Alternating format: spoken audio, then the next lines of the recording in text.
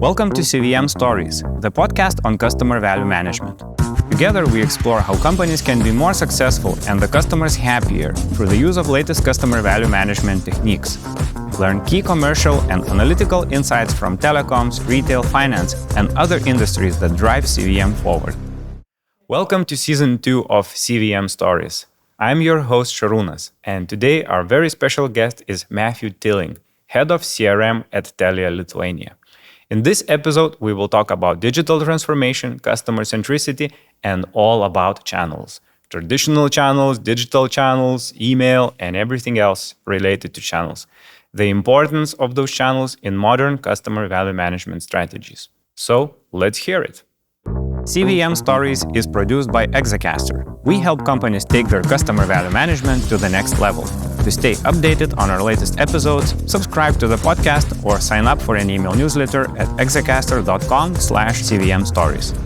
Okay, so Matt, welcome to CVM Stories. Very nice to have you here. Thanks for having me. So I know that you're head of CRM at Telia Lithuania. Maybe you can tell the viewers a little bit about what this role is all about. Sure, yeah. So CRM really is about customer communication at Telia and different from the CVM function because it's really just about the communication piece. And my team is really responsible for making sure that our communications are the best they can possibly be for the customer because we know that this is a big part of customer experience. Not the only part, of course, but a big part. And what that means is that we plan, we prioritize, and we deliver these communications across automated trigger journeys right the way through to campaigns and ad hoc stuff.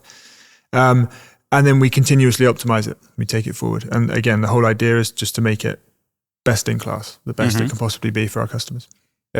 When you say communication, does that include more traditional channels like telemarketing, or is it more the digital channels? What's the scope? Good question. I think, for now it's predominantly in the digital channels. Okay. But the scope is always expanding, and we are expanding into those more traditional channels, assisted channels. And what that means is really controlling the base in those channels, making sure that we're not over communicating, making sure it's as segmented and relevant as possible, and increasingly covering off the transactional comms as well. So not just commercial oriented communication, but the transactional stuff, and there's a lot of it in telco for sure. Yeah. Do you work with the branding team a lot? Do you get like people coming in and redesigning the message because it fits better with the brand, or is this your call? It's our call. Okay. But for sure, I know there are people in our marketing department who would like to make some changes to our communication. Let's redesign the invoice, and then nobody understands it. Yeah, exactly. Yeah. Yeah. But I think increasingly we'll be working more with the marketing team going forward because the scope is expanding, and we have to make sure it's consistent across all those channels. Very nice. So let's go back a little bit before Telia. So maybe you can give us the backstory of how did you end up in Lithuania, and what did you do before that? So I think my story is quite a typical one for like a foreigner in Lithuania. I was in London. I worked in London for 8 years. I'm from the UK, and I met a Lithuanian girl, and we had COVID hit. So we were together in London for a while, and then COVID hit, and then we decided that we wanted to move back here. And I think always my wife wanted to move back to Lithuania. I think this is quite typical. During COVID, we realized, what's the point of staying in London? Let's get out. And it was a new adventure for me. But in London for work, I was consulting. I was consulting for about 6 years. And it was mainly focused in CRM, in data, generating value from data, and then increasingly geared more towards digital transformation, how that all plugs into the broader digital transformation. And that's really how I ended up in Lithuania and at Telia, because I was looking for jobs in Lithuania, and I thought, God, what am I going to do? What am I going to do here? And I saw a job ad on LinkedIn and for Telia, and the lady came back to me and said, actually, this isn't for you, but I think there's someone who might be interested. And then my boss-to-be called me and said, we have this big transformation project. Why don't you do it? I just thought, this is great. I mean, this is exactly what I was doing. It was an opportunity to go client side. great. I was quite lucky in that regard. Yeah, I'll go into the client side versus consulting side in a moment, but maybe you can also tell us, how did you end up in consulting, and where is the marketing interest coming from? So what was the career path like up to there? So yeah, I guess it's not a typical one. I graduated uni. I studied classics at uni, so like ancient history. Classics? Ancient history. Okay. and I kind of specialized in Roman history, so it's entirely unrelated. Lots of fun, but yeah. And then I left uni and I didn't know what to do, and I did a couple of jobs here and there, and then I joined a marketing agency as a kind of like marketing person for the agency. Okay. And I was doing that for a year, and this agency I was working for was data and CRM. And I became really interested in like what people are doing, because I saw how data was being used. And my boss at the time kind of let me get involved in a couple of projects. And from there, it just kind of took off. I really enjoyed this idea of, we will look at your data, we will understand where the value pockets are for you as a business, and we will implement comms programs or strategies that will deliver tangible value. And I think that's what really appealed to me, is this idea of, you can be scientific in your approach, you can see tangible value, and then you can present that back to the client. And a lot of the time it's quick wins. Yeah. So it just kind of and the marketing, the job of the agency, was it more on the media side, or like it was CRM. CRM. It was okay, direct, so kind of direct marketing type of agency. Okay. Yeah, and the CEO of the agency at that time had been in the industry for a very long time. Back to the days where they were calling people up and you were doing postal, like paper marketing. So he was like super old school, but he had all these like really good foundations in place. Yeah. And the agency just kind of grew from there, really. Yeah, I think UK market has been at the forefront of this direct marketing evolution, maybe along with the US, kind of two big thought leaders in the area for many, many decades before it became cool, so to speak. Yeah, for sure. I think there was, there's some stuff I've read from like the 90s, and like obviously the channels are different. Yeah, but the principles are the same. Are exactly the same. Yeah. And I like that. It's a nice kind of continuity. Very nice. So let's then talk a little bit about what are the key differences that you noticed when you went from being a consultant to working internally. I've also done the same thing, by the way, in my career. Okay, so and the reason why I wanted to try is that the client would always delay the decision for months. And I was really sick of waiting for them to decide and do a more risky idea. And then I joined okay, now I'm deciding. And pretty quickly, all the bets started to go sour, like, okay, maybe it doesn't work. So it's not so easy. So what was your experience like? Before, when I was consulting, I was told by my colleagues and my mentor at the time, like, when you go client side, it's going to be slower. Things internally, it's going to be slow when you go to work for the client. And especially in like these big legacy organizations, telcos, banks, it's slower. And I have noticed that, there's a lot more alignment that's required. And, the consulting I was doing was strategic consulting. So you'd go in, you get to know the business, you'd work with stakeholders, and you'd come back with this grand master plan. And it would look great on slides, and it makes so much sense, and it's backed up by data, and you present it. But then you have to go and deliver it. And that's what I was missing when I was consulting. And I really wanted to add that experience. And I think I can say at Telia. Now you did. At Telia, I've definitely kind of lived that. Yeah. And it's an incredible learning curve. But very different, much slower, much more stakeholder management involved. Yeah, very, very different. So I know that in Telia you started with designing the operating model for CRM. Maybe you can describe what that is? Sure, yeah. So when I was brought in, I was basically brought in to do what I was doing consulting side, which was, to design the operating model for scaling up personalization and using the platforms that we have to do so. And we did that for a year, and we took it from, we have basically no real automation set up, no real personalization, to launching numerous new communications that were automated and triggered and started measuring the impact of these. And then the question came, okay, so what does the next phase look like? How do we make this business as usual, And the answer to that was the creation of the CRM team and really industrializing this idea of continuous optimization. So taking a journey or a campaign or whatever it is, looking at data, working with the business, pipeline of hypotheses and opportunities. Do it, deliver it. Does it work? No, yes. Keep going. Just keep going. So really industrializing and churning out the optimization. So you kind of designed the master plan of making that happen. Yeah. And then Telia asked you to run it. So, so what was it like? Did you spot any significant gaps in the original design, or actually did it turn out to be exactly as you planned? Yeah, of course there were gaps. I think the whole idea of like formalizing this team was that we would improve our speed to market and improve our ability to, as I said, look at the data, make decisions, and go, and just test. And definitely there were gaps. I think it's one thing to have a new team set up, but then you have to communicate that with the business. And our business stakeholders, particularly our commercial stakeholders, are really important in this. So it's one thing for us to go, hey guys, we're now ready to do all this testing. Like, let's do it. It's another thing to get the business thinking, okay, how do we, like, you need to educate them about what's possible and what could be done and what data we have. That was a gap I spotted originally that, we've been kind of working to, it's all about collaboration with the business, and it's a journey, and we've been working to fill it. Okay. So as we think about the channels, many of them have become increasingly digital over time, and there has been an ongoing digital transformation now for decades, essentially.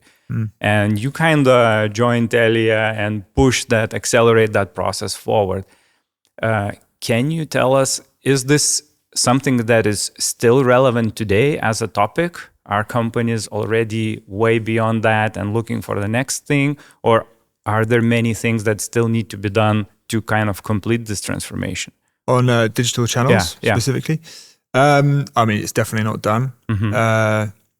I think there are some constraints as well with the market itself. I think it's one thing for a business in Lithuania, like a big one, to have an ambition for digital growth. And if we say digital growth is revenue in that channel, for example, there's a lot of work to be done. There's market constraints.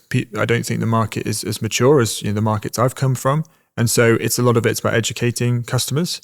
But then from the business side, if we think about the functionality that we can offer online, which is also hugely important, this is a huge part of digital shift. There's always work to be done there as well. I think there's emerging trends and customer needs that need to be reflected in that online experience for that transition to be successful. And it's not just chatbots or things like that. They are important, but it's not just that. It's about the whole experience, making it seamless, reducing the clicks, making sure that customers can get what they need easily, that there's no friction in that experience. And if they do have any questions, how best to service that question. It's not necessarily a call, for example. So I definitely think there's a way to go, but I think there's market constraints as well. And I'm always reminding myself that, at Telia, we have ambitious digital targets, but we need to remind ourselves as well that we operate in a market that isn't as digitally mature, and that should always be factored in. We should accommodate that. Yeah. So comparing Lithuania and UK, what's the difference in digital maturity or adoption, you would say? I think in the UK, there's obviously a generational split here, but I think in the UK, I think that generational split is much more weighted towards digital. And by that, I mean that, my dad, for example, I hope he watches this. My dad, for example, he is like very digitally savvy, but I think he's over 60 now. Yeah. He's very digitally savvy. So he'll use self-service for any service he has, banking, telecommunications provider. And he gets what he wants, and it's very transactional, and that's all good. I think if you look at the Lithuanian market, that shift comes down. And I think the people who are as digitally savvy as that is a smaller group. It's not exclusive to younger people. I mean, we've actually asked our customers, would you use digital services in future? We've done direct surveying, and we didn't really see this correlation between older people saying no and younger people saying yes. So I don't think there is that split, but there's a difference between what people say and what they do. And I think in Lithuania, definitely the digital shift is for the younger generation. And I think that will get larger, that ratio, but it'll take time. And I think it's, it's That's for a brands. very interesting way of looking at it from the generational point of view, because actually when I was just in the last years of high school when the internet appeared here, and now I'm 45. So that means that basically in 10 years time or 20 years time, this will be the older segment, right?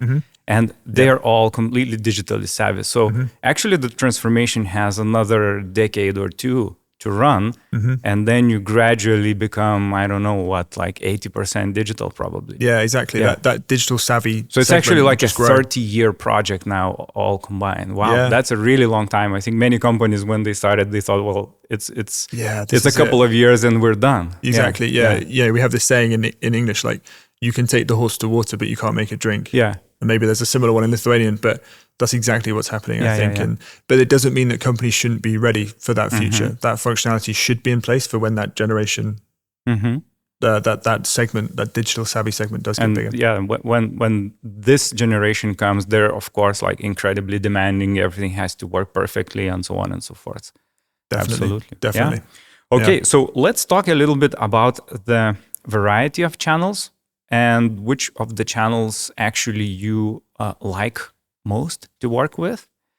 So maybe you can just run through the list of the channels that you're using today and kind of give a short assessment. Works, doesn't work, needs improvement, just in general, like thinking about the general specifics of the channel, for example, email or mobile app and things like that. So I think that, the main thing, and I guess this is evidence of what we just discussed, one of the key channels for us is still the assisted channel. It's still going to be the phone. USSD or? The assisted channel, like the person on the phone. Okay. Of course. So like the call center, basically. The call center. And that will never go away. It's about shift. But I think for now, this is a core channel for us because it's not just about driving revenue and upselling customers or whatever. It's also about servicing customer needs properly and effectively. And there's no better way to do that than just have someone on the phone. So we always need to remember that. But I think increasingly we see channels like email, like SMS, like app push, with especially with the younger generation, can have similar results in terms of engagement. Not necessarily outcomes, but engagement. And by that, I mean, people will read emails, people will read SMSs, people will read out push notifications, and they will engage with it. Doesn't necessarily mean they will purchase something or they will get what they need from it. Whilst, as I said, Telia has these ambitious digital plans, we need to remember that the most effective way of servicing a customer or selling to a customer is typically over the phone with someone there. That will change as customer trends shift and people realize, or people get older, they don't want to talk to someone. They just want what they want, and it's there for them. But yeah, I think the assisted channel is important, and it's just about accommodating that shift. We just have to be there, and we have to be ready for customers to make that shift, and that segment will get bigger. The functionality has to be there, so that's a seamless transition for our customer base. I'll make a small comment here. I think it's a super important thing that you mentioned the very traditional telephone as the first channel, because when you think about the digital companies today, they even have no idea that it's needed because they're working with a demographic that doesn't use this channel. At the same time, if you're trying to expand your appeal and go after the more well-off, more mature, affluent segment, typically the older people, you actually have to build up a super robust call center.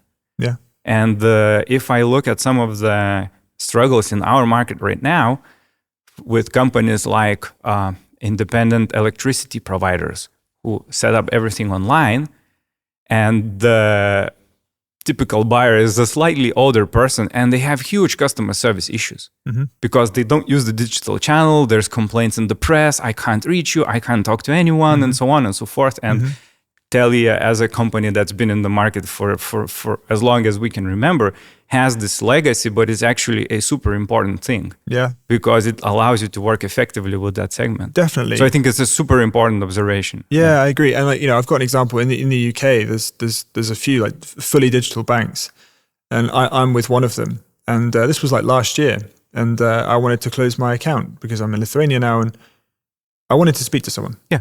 And I'm not young, but I'm not in the older segment, right? So I wanted to speak to someone and I couldn't. Yeah. And I just couldn't do it. And there was a chatbot and there was this really extensive FAQs. You could see they put a lot of effort into that customer journey, but it's not what I needed. And there was no option to do so. And I had to end up emailing them, and, even finding the email is difficult. Yeah. So I really think that, I completely agree that assisted channel is important, but at the same time, you have to realize that the business needs are changing. Operational expenditure, the targets will change. And yes, businesses do want to become more streamlined and reduce investment in these channels. So in that case, let's be smart about it. Who do we offer assisted channels to? At what point in the customer journey do we offer it? Yeah. And how do we know when it's bad enough for the customer to offer that? How do we know we've done everything? Yeah. I think this is really important as well. Being strategic about how you. Yeah, but I think it's a very, very important observation that probably it has to stay there forever. I mean, because there will be situations where you need to talk, and if you can't do it, your experience is ruined. I can remember Ryanair ticket cancellation woes. And like, can I talk to someone? Please let me speak to someone. Unfortunately, you can, but the waiting is like for, 1 hour on the phone. So the experience is super bad. That's it. And personalization is a massive topic, right? Like personalization is seen as like this silver bullet for customer experience. And it's definitely a big part. But why is it a silver bullet? Because personalization is knowing someone and speaking to someone as if you know them. And that comes from, back in the 60s, you go into a local shop, the guy or girl knows you in the shop. They say, "Oh, you're here for your baked beans," whatever. Yeah. This is personalization. Exactly. Yeah. And now it's scaled, and everyone's going, "Oh, so it's got to be digital." But let's not lose sight of what personalization is. Like, it's still a huge part of the customer experience. This face-to-face, knowing who wants that and who doesn't want it, and when. That's the important thing. I think another very interesting train of thought we can develop is that if your assisted channel, the call center, the people that you have, can't be leveraged to personalize to the maximum, you're not using the channel correctly. So you have to invest in that channel to be as personalized as possible. So they have to know everything and be able to assist you to the maximum. I think that's a very interesting kind of observation from that point, because many times you just end up cutting the costs, reducing the quality, standardizing, introducing all kinds of operational KPIs, but not think about personalization as the main KPI. Definitely. And I think, integrating that customer insight into those assisted channels, and, like literally it's hard. Putting it on a screen, giving your front office access to these MBOs, these MBAs.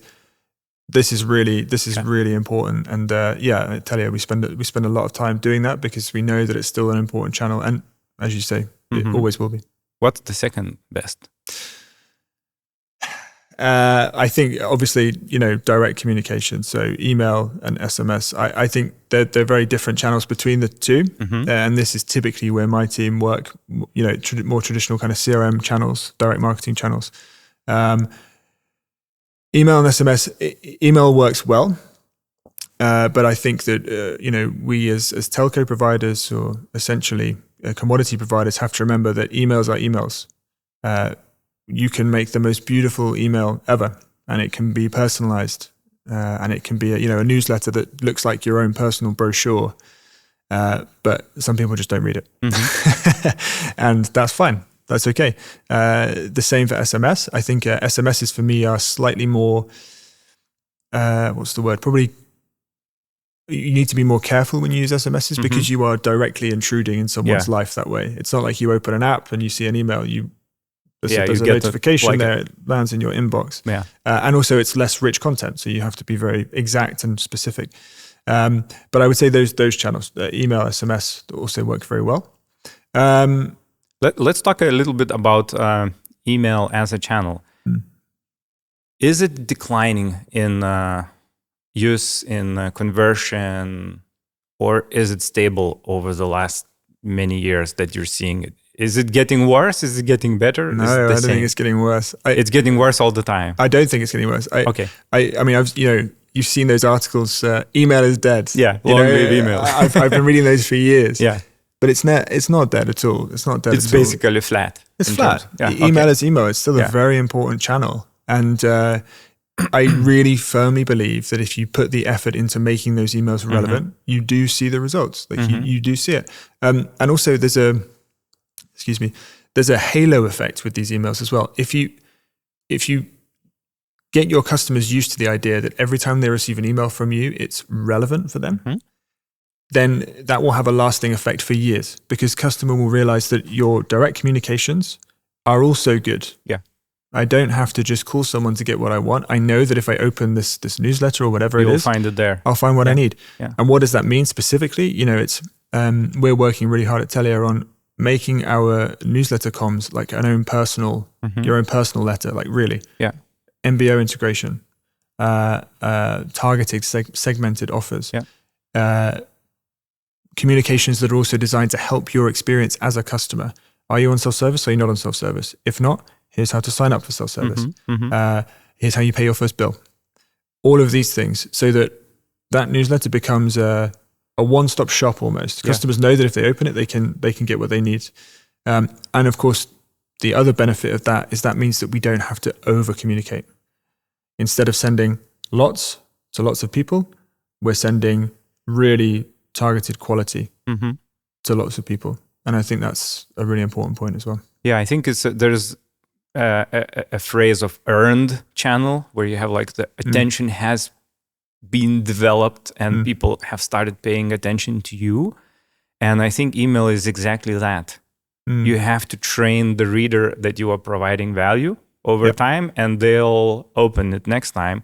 Or you can train it otherwise, and they'll just stop using it. You can go the other way. Yeah, you can go both ways. And if you think about this whole generational aspect of it as well, email has been adopted by the internet early adopters. That was the first main messaging channel. So basically, email brings its own demographic, which is like, the 45 to whatever 35-year-old. That's the group which is the heavy users of email.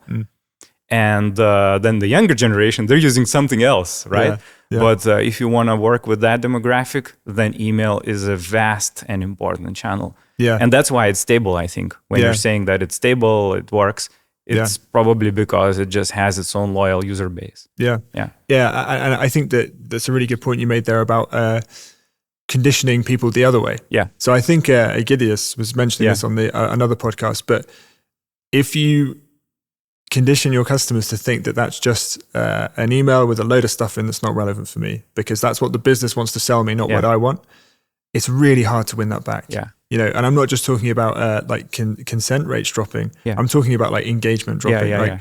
It's really hard to get that back, because once you've lost it, how in that because it's actually a very limited channel. You land in an inbox, you have a subject line. How do you get that back? Yeah. It's very hard. Yeah. So I think, like I said at Telia, we're very focused on making sure that's as personal as possible. Yeah. And again, not just on the commercial side, but on the customer experience side generally. I would think that managing email as a channel with its own KPIs, sort of to protect it from being overused and so on, maybe is a little bit overlooked. I mean, with the call center, you have like SLAs and stuff like that, where you're monitoring the health of the channel in terms of service quality. Email maybe isn't quite there yet. Yeah. People tend to think, well, let's just, spam the hell out of it and maximize the quarter. Yeah. Yeah, I think, it's an interesting point. One thing I'll say, though, is that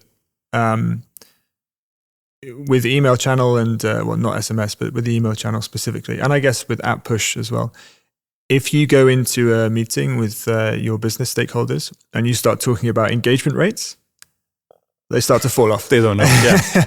because it's about outcomes. Yeah. I totally agree that we should be measuring these kind of supplementary metrics, like it clicks, it opens, whatever. And the same goes for like self-service channels as well. Like, are people engaging with the traffic, clicks? But ultimately, it's about the outcomes. And I've certainly found in my experience that so long as you're tying this to outcomes and tying an increased engagement rate to an increased conversion rate, it's all good. But if you're just focusing on that engagement, it gets really tough to maintain the momentum in the channel. Let's talk about SMS. That's a very unusual channel, I would say. As you said, super sensitive, super wide in reach, right? So you can talk to anyone. Is it declining? Is it growing? Is it stable? What is it like? Well, I'm not sure about the trend, the direction in which it's moving, but I can certainly say that, in the UK, it's used much less than it's used here. Okay. And that's just in my experience. I can also say that, at Telia, we are looking to reduce the commercial activity in this channel, precisely because the content can't be as rich. You can be targeted, of course, but the content itself can't be rich. I think it needs to be used really carefully. It's really good for our customers to see that they have a bill that's ready to pay, for example, and the size of that bill in an SMS, for example, for most of our customers. It's not important for them to see that we want to sell them a load of TVs this month because we've got some TVs. No. And this is it. And we've worked really hard to reduce the commercial activity in this channel. So it's kind of fit for a certain type of communication. Exactly. And if you go beyond that, it's a risky area. Exactly. Because unlike the email and like the digital channels, the self-service channels, you can't make it that kind of personalized one-stop shop because it's just a message. So I think it's really important to use it wisely. But it's not email. You can't just send a message every day. I mean, people just scream at you. Exactly. I mean, you can't with any of them. But especially with SMS, it's sensitive and it's just, you can't put what you need in there. It's for like important information that's genuinely helpful. I don't think it's for selling necessarily. But what happens when SMS dies? Then you have to build up some sort of rich messaging channel for the future. So WhatsApp. How is is it WhatsApp or is it the proprietary apps of the different providers? It's apps. I think it's going to be apps. I think increasingly more and more people from more and more businesses will have the app for that business. And app push, I think, is a really, really exciting channel. Works, basically. It still is. I think it works. You can be richer in the app push as well. I think that's the way to go. I think when push notifications appeared initially, there was like a surge of activity, overload, everyone pushing everything everywhere. But now you're in a situation where BBC app might push you a breaking news notification, and it's valuable. It works. They don't abuse it. I get maybe 1 or 2 every other day. It's cool. It works. It's a bad day when you get like 5 in one day. It's like something is happening. Something but big's going on. It's not really overused. So I think it kind of has started to find its niche. Definitely. I think a live example I had yesterday or day before, my app here, my bank, in Lithuania, they sent me a email and they sent me a app push at the same time. I get it. They want it to be omni-channel, but I do not need both of those. It's too much, And it appears on my screen, and it's the same message. Oh, that's horrible, They need to know what I read. And actually, for me, I prefer to read it in an email, especially if it's about banking or it's about new interest rates or whatever. I want to read about it. So email, don't send me both. And I think this is important as well. They're important channels, but you need to know which one your customers want. I think that's a beautiful example. And I think it's hard. I think it's actually hard it's not a simple case of if they're between the ages of 35 and 50, we'll send them an email. If they're below the age of 35, we'll send them an app push. I don't think it's that simple. You have to look at the individual engagement and start segmenting that way. And it's a lot more complicated than it looks. Yeah, definitely, definitely. So let's talk a little bit about technology. So all of this messaging and so on, it needs tools. So which tools have you found to be kind of proven by time? What are you using yourself? So I think with marketing technology, you have this typical split of monolithic players like Salesforce and Adobe, and then you have this huge pool of smaller players. For me, the tried and tested tools are the Salesforces and the Adobes, and even the slightly smaller players like the Teliums, people like that, because they've been doing it for a while. They do the job well. There's lots of functionality there, and the potential is quite high. I think that when it comes to the monolithic players, the challenge is always how do we get all of this stuff to work? Because there's almost so much stuff in there. If you go to like a Salesforce conference or you read an Adobe PDF that you've downloaded, I mean, just blows your mind. Like we could do so much stuff. Yeah, you could almost do everything on it, but then it's just such a huge change. Yeah. Massive. Yeah. Massive. So adoption is a hard thing with the bigger monolithic platforms. For sure. I think so. I think you need to get people up to speed about what's possible, and there's so much stuff. And I really believe that MarTech players need to do a much better job of consulting their customers on what's possible. There's a reason why, a lot of the consulting I used to do was helping people get value out of the £1 million, £2 million investments that they've made in a monolithic player. Yeah. Because, you spend so much time getting these things ready, and it's often with the data. Yeah. I think Ruther, a former colleague of mine on this show, was mentioning that you have to get the data in place, and only then can you start generating some value. And I really believe that MarTech players need to do a better job of saying, hey guys, this is going to take some time because your data is all over the place or whatever. And this is where you should be focusing once you have your data in place, the low-hanging fruit. Prove to the business that this works. Otherwise, your C-suite are looking at this investment and they're going, guys, we just spent it. It's such a common problem. It's so common. Yeah. Which should be implemented first when you think about it now? Should you focus first on fixing the data layer, or is it okay to start with the platform and then sort of work backwards and go and fill in the data? It's a tricky one because you want to deliver value, but you're not going to do that just working on the data you just layer. can't do it. Yeah. How I always approach this with clients, and I think at Telia as well in this experience, is you need to pick your battles with the data. Because, a lot of the time people in the business have this vision and they say, right, we want to do this and that, and it's going to be awesome and it's going to be seamless and omnichannel and predictive. Great. It's good to have it. You need to have it. But then you need to pick your battles. Okay, so where are we going to go? Yeah. And I think you need to take this kind of modular approach. So pick really low-hanging fruit. In telco and banking, it's often reducing unwanted calls or pushing people digital side.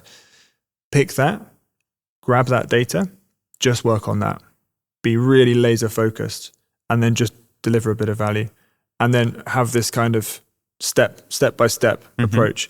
I don't think it's feasible to just work on the data for 2 years without delivering any value off the back of it. Similarly, I don't think it's valid to spend 2 million on a platform and end up just sending the same stuff to people that you were sending before, maybe just in a couple of new channels. Yeah. This isn't acceptable. Yeah. So it's actually a fairly tricky problem because you need to manage two sides of it and have increments in both. Because easily you could spend 2 years just on the data and just on the platform itself. Exactly. And have nothing to show for it. Or 4 years combined together and kind of by then all the stakeholders have changed and the budget has been canceled. I mean, this is a really interesting thing. So the average life of a CMO, and typically these investments are, increasingly they're coming from the CMO office. Yeah. The average life of a CMO is like 2.5 years, in the UK at least. Super short. How are you going to... You won't see the investment come to fruition. Here's our big flagship program. We're going to completely revolutionize customer experience, and these are the tools. We're still waiting to deliver the value that we promised. And the CMO is gone. He or she has gone off somewhere else. So kind of step by step, use case by use case would be the recommended implementation approach. And I really, like I said, this is where the MarTech players need to step up. But I totally get it. Shock horror, Salesforce have just sold something for 2 million, and now they're not really that fussed about it. And there's a whole market around consultancies and businesses that help customers do this. But I think it's not a healthy and sustainable way of implementing things. And eventually it will drop off because people will just say, what is going on? So I think that's a very nice way of kind of describing that landscape. What are some of the changes or the new tools, new concepts coming into the technology picture nowadays? I think, the big trend for me that I see is this idea of predictiveness or being predictive. And that means utilizing your data. So we're not talking about these businesses that have their data everywhere. They have it mostly in one place. They're able to build models on top of that data. And then for the MarTech, the question is, how can you implement this insight? We know this customer is about to churn in 3 months, or we have a high degree of confidence. We know that this customer is now highly likely to go for this cross-sell offer. How can you implement that in the MarTech space? Yeah. And that requires integration. It's one thing to have everything sat here in AWS and you have some models built on it. That's great. Then you need to pipe that through to the platforms that actually surface that. And then you have to work out, okay, so where does this fit with everything else? And I think that's the key question from MarTech in this space is, how do we realize the value of all of the predictive modeling that we're doing, lots of businesses are doing, and how do we realize that and put it in front of customers in the right way? Yeah. So I think that's kind of one angle. To support the models, you usually bring in either data science specific add-ons, things like feature stores and stuff like that, or more marketing oriented things like customer data platforms that kind of try to consolidate the data in one space. And for me, the interesting piece here is that this is a data set which right now nobody owns in a way. There's like, okay, the finance team owns its financial reporting data, and maybe the operations team has its own network data and stuff like that. But for marketing, someone has to own the data as well, like the customer data. So we end up with marketing becoming the owner of a quite unique data set. A very, very valuable one. Very valuable one. And all of the governance processes around that, all of the definitions and everything, it's just not there. You need to create almost from scratch. So what is your experience on this topic? Well, that customer kind of building the customer data. Who owns it? Yeah, that's a really good question because you have different teams that own different data sets. Yeah. So is it time for marketing to kind of declare that we own it because we need it, obviously? I think so, yeah. But the challenge that you have then is that lots of people want to use that data set. Data science, especially building these models, they want to own that data set, and they often have the most complete one. And I think, I guess the main principle here is that you have one 360-degree view or single customer view, whatever you want to call it. And that's made available to separate channels.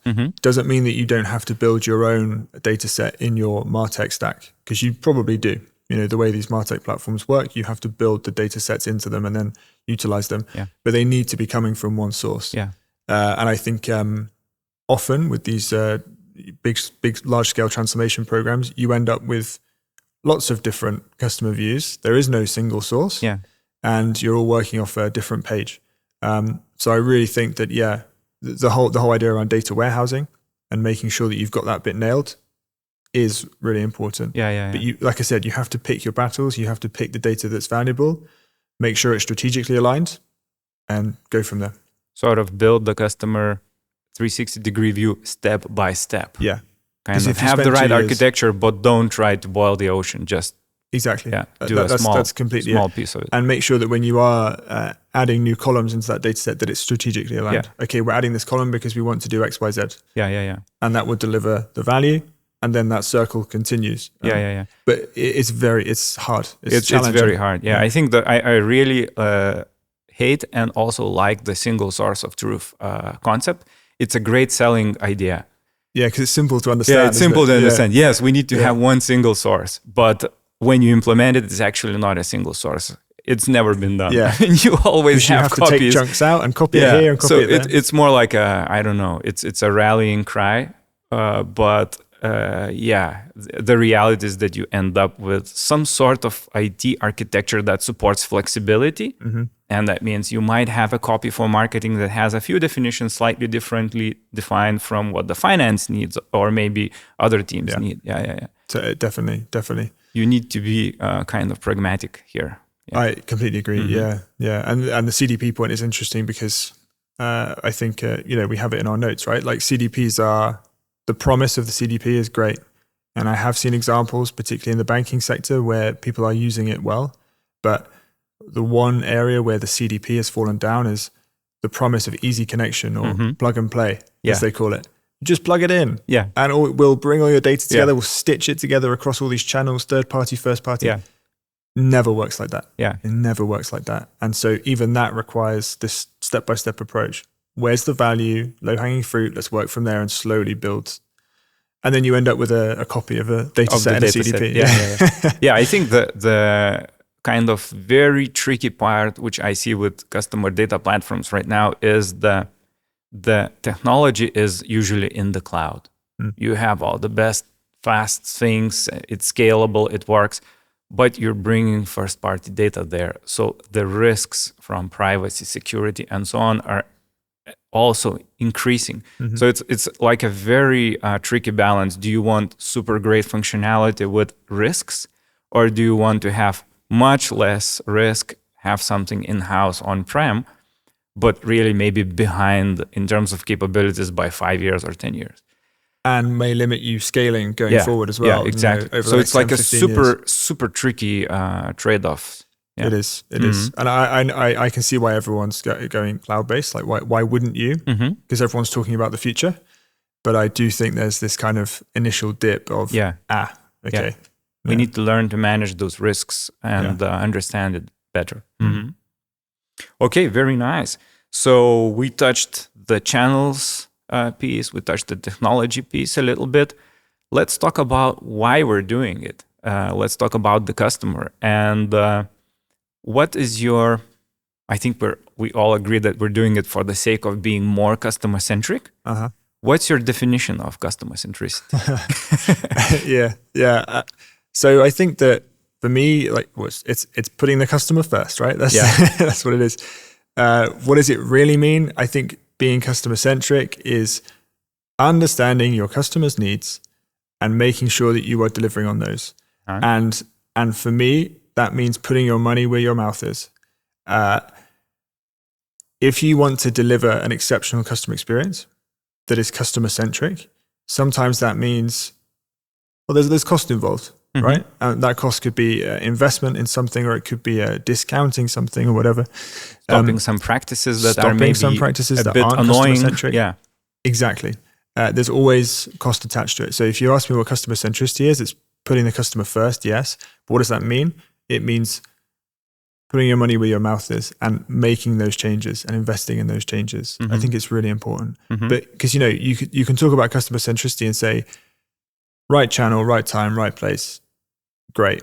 Everyone gets it. Yeah. But then you need to be able to make sure that you are able to measure what that customer centricity means for you, the business, and for your customer. I think measurement is a super interesting topic. And of course, customer centricity is very vast and very, very hard to kind of pin down. How would you measure it?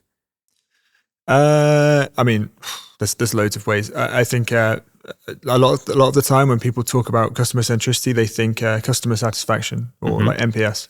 So if we're being customer centric, then we're being, we're making our customers happy. Yeah. And yes, we want to make customers happy, but that's not customer centric. That's a piece of the picture. That's if Telia did that, we wouldn't be in business in 3 years. yeah, exactly. Because you run out of money, right? exactly. Yeah. So how do you combine those things? And that's why I think people talk a lot about customer lifetime value, because happier customers are stickier customers. They last for longer. So this CLV approach is founded on this promise that this like a social contract almost, which is if you make me happy as a customer, I will stay with you for longer. That means more revenue for you over the longer term, the next 3, 5, 8 years. So you would argue basically that CLV captures pretty much every single aspect of it over the long term. I think so. Yeah, I think so. Because if you do the modeling and you try and understand what drives CLV, there's lots of different key drivers to that. Yeah. It's not just the services owned or the products purchased in the past. It's customer satisfaction. It's how often that customer is going to call us. It's all of these things. Yeah. So I think CLV captures it quite nicely. But it's based on this one thing. Happier customers are longer serving customers, longer lasting customers. Very, very, I think very, very valuable input there. So hard to measure though. Yeah. It's I mean, never perennial topic. Yeah. But then let's talk a little bit about is it hard for a company to decide to be more customer centric? So have you seen companies struggling to move in that direction? Because there's always like the financial aspect of it. We have some quarterly targets, and if we cancel this annoying hidden fee, we'll not make the target. So have you seen difficulties going in that direction, or is this something that is usually an easy sell for the top management? I think it's always an easy sell. I don't think any businesses have trouble deciding they want to be customer centric, because it's great, right? You look at a few decks and you think, awesome. But yeah, the implementation is a completely different ball game, because it's about how much money you put where your mouth is. Yeah. Like you can do like very shallow changes to the way your business operates. You can try and be a bit more targeted or segmented with your offers. You can delete, erase some hidden fees or whatever, as you said. But if you really think about it, what does being customer centric mean? In our legacy telco businesses and banking businesses, you have different service managers or owners in the business. The customer has one wallet. We have 5 people all vying for that wallet, that one wallet. So really, customer centricity means it's what this customer wants now, and that means no, Mr. or Mrs. Broadband, you're not getting this revenue, because this is what the customer wants. And that has a really huge knock-on impact for the whole planning process. I think we've discussed this before in the past, and I know it's conversations that are happening in lots of big businesses is, okay, customer-centric, great, but we have all these portfolio managers, products. How are we going to plan this? How are we going to forecast this? And I think that's where the challenge is. And speaking frankly, we haven't solved this issue yet. In my experience, I haven't seen a business that has solved this issue yet, especially in this legacy sector where things have been done a certain way for a very long time, and it works, ish. But the shift to being more customer centric and moving the business in that direction, it's a long process, and I don't think anyone's worked that out yet. Especially the telecom industry has a very specific starting point where you own all of the products like voice and SMS. They're yours. You're producing them. And so you have to manage the margin on those products and so on. It's sort of like an in-house factory producing the products, and then you're selling them. And there's always like this internal stakeholder of, no, let's not be more customer-centric because my production cost is X and I just can't go there. If you look at retail, for instance, they're not producing 80-90% of the products that they're selling. They're just, someone else is making them. So they're super attuned to what the customer wants. But the business itself is now a much lower margin business. It's much lower margin. So it's like a pretty long shift and pretty big transformation. Yeah. But maybe let's go back a little bit to what you mentioned about the business requirements and customer centricity. Maybe you have an example that springs to mind of where it was a hard decision to become more customer centric, and maybe you can give advice of when you became more customer centric, or another example where you decided not to be more customer centric. So maybe let's protect that revenue. We know it's a compromise, but let's just keep it. So maybe something comes to mind. I think there are many companies struggling in this area, and it would be very interesting to hear. Yeah, I think I can give a more basic example for where we've compromised with the business. Yeah. And I'm really careful with these examples that I don't couch it in terms of customer versus business, because that's not what it is. But internally, we had a situation last year where one of our kind of category managers, they were below their target for the quarter, and there was a macroeconomic factor in that. There's loads of stuff, but below the target, and we were asked to send a big campaign batch SMS. And the reason it was SMS is because for this particular category, that's what's traditionally worked. And so we sent the campaign, and because sometimes you have to be flexible, and this isn't customer centric. This was an offer. We needed to hit some targets. We sent it to a group of customers. The segment was not very well defined. Men and women under the age of 35 with a dog in illness. And we sent it out. And it didn't work from a statistical perspective. So if you look at the the performance in the target group versus the control group statistically significant. There was no incremental uplift there. But old habits die hard, and it's really tricky. So for me, with this kind of constant journey, you always have to bring the data back to your stakeholders and say, look, this didn't work again. And it doesn't mean that it's just going to stop, but you have to keep going.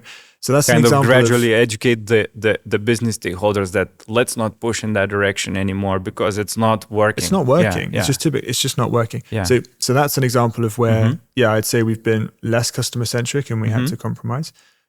Where, you know, at Telia, where we're being much more customer centric now is in the way we prioritize our offers. And I'm talking specifically here about our MBO engine that's delivered.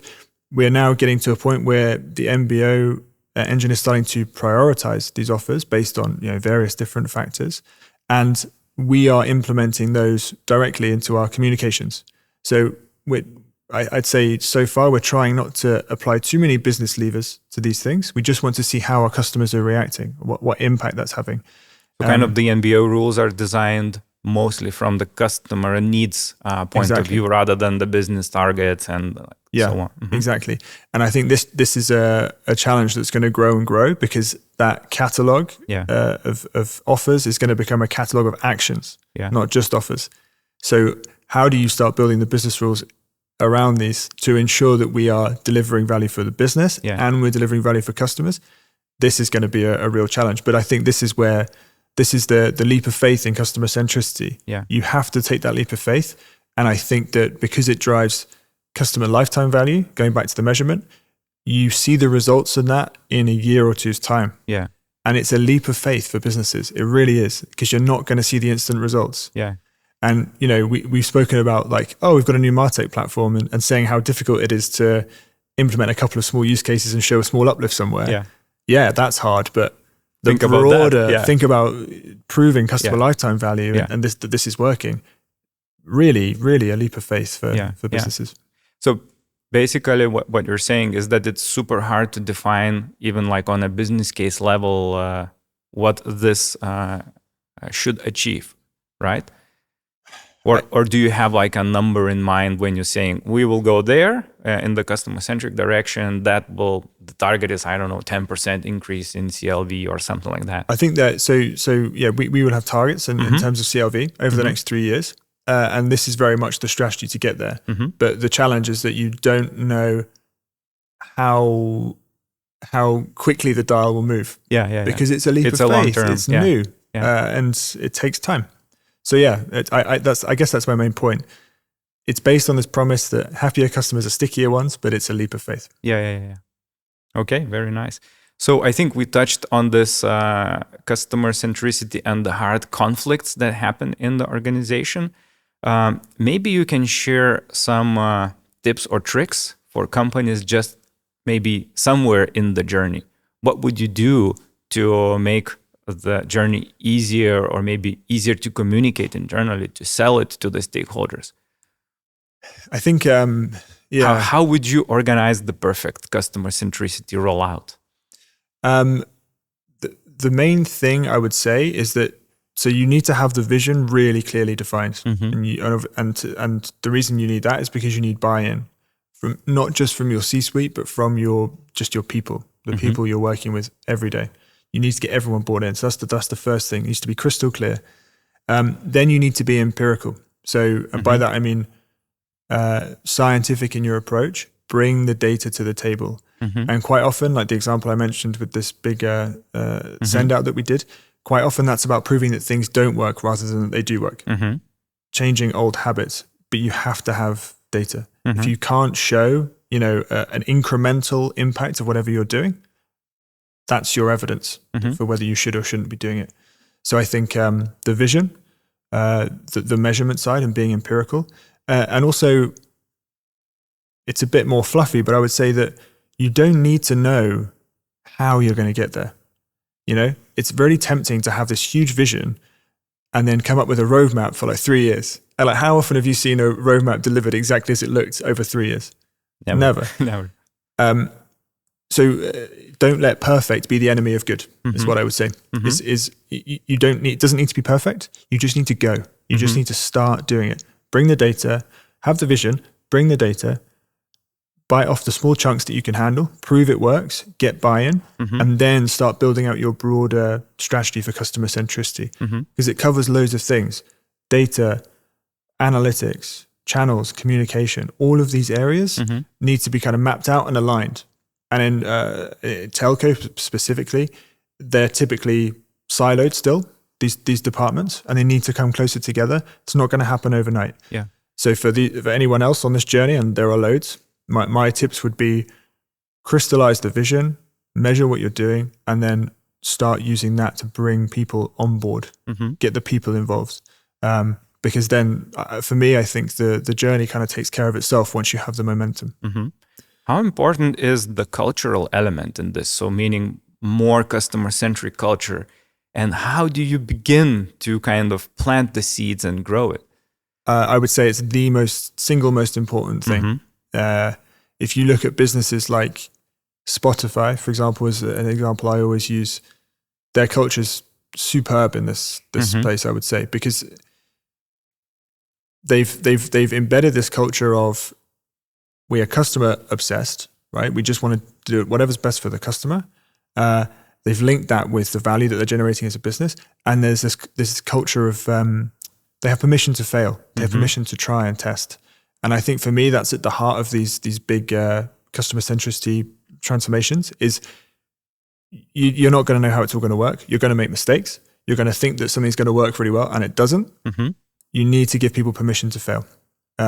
So I think that the culture thing is really hard, and that changing that culture actually just comes from the top down, I believe. You really need to have the C-suite or whoever's backing this program needs to fully believe that it's going to work and give people the permission to fuck up. If I can say that. I think that's a very very important aspect, actually, the permission to fail, because usually when you're implementing a big transformation program, everything is planned, you have the steps, the milestones, and so on, and any deviations is not really acceptable. Yeah.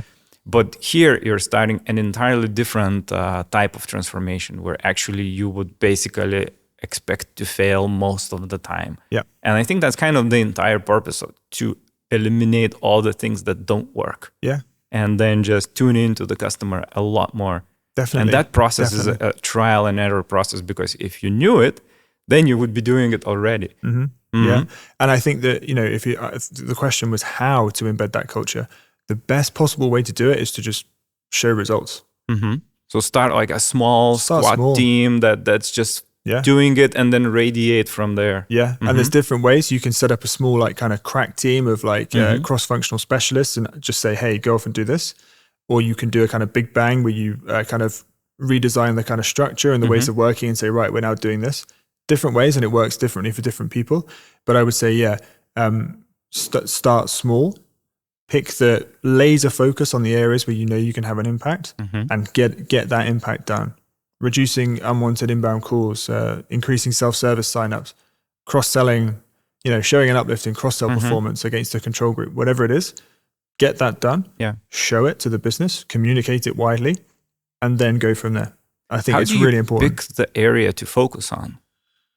What would you advise? You have to start with the data. You have to start with, you need to speak with the people in your business and maybe even customers. I would say that, typically in the sort telco of space, complaints and stuff like that. Speak to people on the front line. Like where are we struggling? Where are you struggling as the inbound call center? And what do you hear from customers? Like, where are our customers struggling? Of course, you have to align that with what the business wants to do as well. Yeah. So, you can't just decide you're going to do something because a couple of customers complained about it. Align it. But I would start with, customer pain points and speak to the people who are on the front line speaking to those customers daily, because they're the ones who can tell you where you have a big impact. Sort of prioritize the customer pain points, prioritize the business initiatives, and then kind of do the matching between the two, and something will click. Or maybe pick one of each, Pick a kind of more customer-oriented one, and then maybe pick a more commercial targets-oriented one. Yeah, and I think that's a good way to go about it. Okay, thank you very much. I think this is very, very useful perspective. So maybe I think we're kind of nearing the end of our session. Very, very interesting, very insightful. But before I let you go, tell me what you do to kind of get away from work. I know you were growing some tomatoes recently. Yeah. Maybe that's the thing, maybe tomatoes, something yeah. else, but just what is it that kind of lets you relax? Well, you know, I have a young family. I have 2 small kids. They're both under the age of 5. So it's quite intense. Yeah. So, you know, when I get home, it's not That's it. the second job starts, I guess. You know, for me, I love to play tennis. I'm a big tennis fan. Sport, I think, is very important. Exercise. I play chess. I'm learning to play. That's a lot. Yeah. Yeah, chess. But you know, it's like fun. I'm not particularly good, but I like the strategy element, and I'm learning piano. So anything where my mind has to be completely focused on something else. You know, when you're playing tennis, you're just focusing on this little fluffy ball. You can't think about the tomorrow's presentation. No, it's the only thing. Yeah. And you find that after you've played tennis, you come back to this presentation and maybe you have a different view. So for me, the whole idea is just switching off completely. I need to focus on something. That's how I get away from it. Very nice. So things that get your focus completely away from work. Yeah, I need to like just completely shut that bit off. Because I find it helps with the perspective as well. When you come back to a problem or whatever, it's handy. Yeah. I think that resonates with me as well. Like a lot of activities that I like outside of work are where you kind of enter the state of flow and completely forget what time it is, and you're just like, oh, it's like 3 a.m. Yeah, maybe that time to go to bed. Yeah. Yeah, and I just on that point, I would say sleep as well is so key. Oh yeah. Like sleeping as much as I can. I've really learned the power of that recently. Like try and get the 8 hours. I think it really helps. Actually, let's just sidetrack on that a little bit. Have you been using any personal tracking devices, things like smartwatches for the steps and the quality of sleep? What's your? I haven't got a smartwatch. I use the sleeping app on my phone, which basically tells me, you know. It tells you when you're entering into like REM sleep and these kinds of things. So that's quite useful. And it also wakes you up when you're in your lighter sleep cycle. I forgot what it's called. Yeah. But that's good because, you know, I'm terrible in the morning. I wake up, meaning the morning is a very confusing, dark place for me. So especially in Lithuania.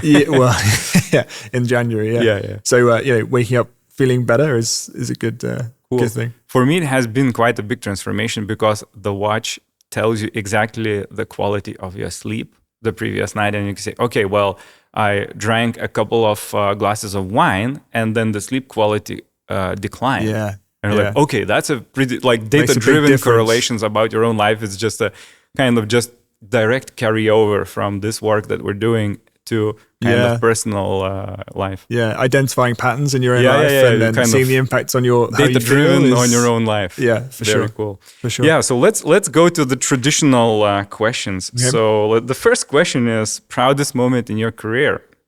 So when you think about it now, you're really kind of excited. Yeah, I think I did like a lot of work previously when I was consulting that I was super proud of, but for me, like coming to Telia and setting up this team is I'm super proud of that because it required, you know, we had to pitch this idea, we had to change the way people were thinking about how we approached customer experience and customer communication, and it was a new country for me, and the working culture is different. The country is very different to the UK, so it took me a long time to get used to it. So I'm really proud of that, and I'm really proud of the team we have. Like they do some really great work. They're super smart people, and we're having an impact on the business. So, I mean, this for me makes me super proud. Very nice. What are the key differences you notice when you come from UK to Lithuania? What comes to mind? Well, like culturally? Yeah. I've got to be careful here when I ask this question. Don't be careful. So like at work, I think it's much more direct. There's an interesting fact that in English, you have like 2 million words over and like something crazy, like 25% of them are from Shakespeare or something stupid. In Lithuanian, you have about 500,000. So 25%. And there's therefore much more ways to say the same thing in English. Okay. And I've really noticed this. So like in Lithuanian, it's always the same word. Yeah. But it's much more direct. I'm not sure how much of it is related to how many words you have to play with. But that's an interesting observation. Data-driven, by the way, as well. Yeah. But you have much. Yeah. It's more direct in Lithuania, and this took me a while to get used to. I remember there was. I went to like a steerco for some initiative when I first joined, and I sat through there, and I was like, wow, what is this going is on? so intense. Yeah. And I walked out. I said to my boss, well, I guess that project's over then. She was like, what? No, It's great. we're just having a debate. Yeah. And this has taken me a while to get used to, but Okay. I'm definitely better now. And I think it has benefits. I think like outside of work, like, I don't know. I think I'd say like in Lithuania, it's a bit more of a reserved approach. And for me, who's quite extroverted, I think it's a challenge for me to adapt to that sometimes. But I think learning the language helps. Like I can do a bit of small talk in Lithuanian now, so I'm getting there. But yeah, it's an ongoing journey for sure. Yeah, for sure. I think it's quite interesting characteristics that you're painting, sort of very direct but reserved. Yeah, So it is interesting. It's an interesting contradiction. You wouldn't necessarily think those two Yeah, go together. And I don't want to generalize too much, of course. Of course. But yeah, one thing I've noticed about Lithuanians is that once you get to know them, you're in for life, you know? And I really like that. You're accepted into the circle. Yeah, yeah, for sure. Yeah, so let's talk about the biggest failure and be as open as you can. Yeah. So I saw this on the sheet before. I think the one I have that springs to mind is at Telia, so fairly recent, still quite close to my heart. Is we launched this brand new onboarding journey for customers, right? And the whole idea here was we wanted to increase the self-service sign-up usage and reduce the amount of unwanted calls. It was a big thing for us. So we launched this new automated journey, and it had loads of info in it. It was so good. It looked great. It was really concise, we thought. And I saw in the report that we had built to measure this, that we had indeed reduced the number of unwanted calls. So I'm sat there going, small victories. We have to celebrate small victories. I'm going around, even at that time, around the room, going, guys, check this out. I take it to various steerco meetings with various senior stakeholders and say, look, this works. This is exactly what I was talking about. Small victory, right? Yeah. This works. I then go back later that day and realize that I read the report wrong. And we'd actually increased unwanted calls by not insignificant amount, right? So I'm like, shit, like. In my head, I've been there before, by the way. Yeah, exactly. In my head, I'm going small victories. We need to celebrate. Start small. Show that it works. And we've just messed it up. So yeah, I had to go back and tell everyone that actually I read the report wrong. We worsened the situation. We actually now have more. Yeah. But eventually we kind of we sat down, we looked at it and said, right, how can we actually improve this?